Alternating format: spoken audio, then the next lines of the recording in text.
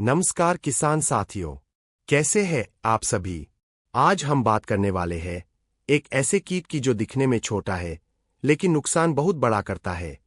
नाम है फल मक्खी, जिसे फ्रूट फ्लाई भी कहा जाता है और कुछ लोग इसे बेलन फ्लाई के नाम से भी जानते हैं।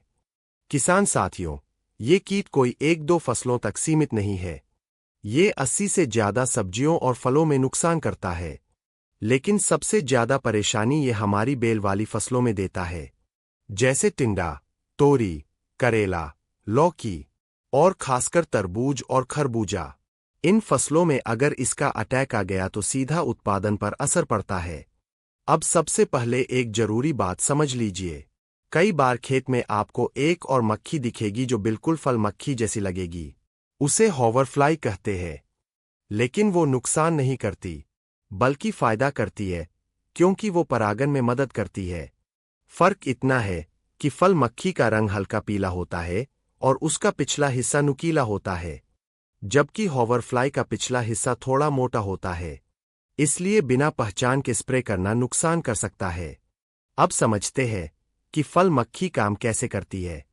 ये सीधा फल को नहीं खाती, बल्कि ये कच्चे और नरम फलों को चुनती है और उनके अंदर अंडे देती है।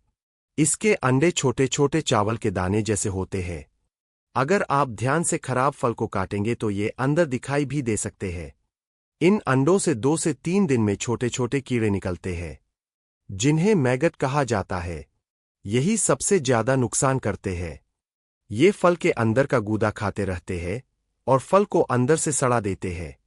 बाहर से कई बार फल ठीक दिखता है, लेकिन अंदर से पूरी तरह खराब हो चुका होता है।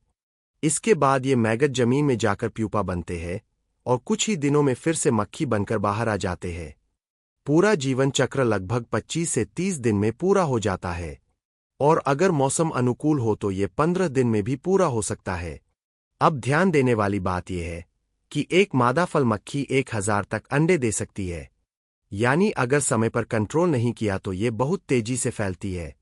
पहचान की बात करें तो अगर आपके फलों पर छोटे छोटे छेद दिखें, फल का टेढ़ा होना, साथ ही समय से पहले पक जाना या पीला होकर गिरने लगे, या अंदर से सड़े हुए मिले, तो समझ जाइए कि फल मक्खी का अटैक शुरू हो चुका है। तरबूज और खरबूजे में ये समस्या ज्यादा इसलिए होती है क्योंकि ये कम समय की फसल है।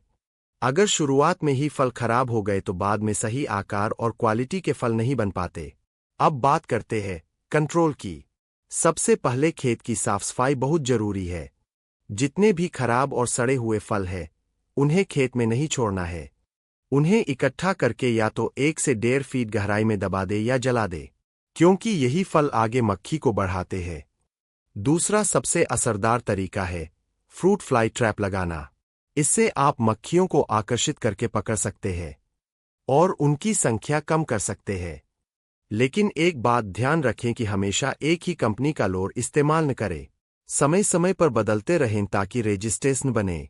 अगर अटैक कम है तो आप नीम ऑयल, करंज ऑयल या NS के 5% का स्प्रे कर सकते हैं।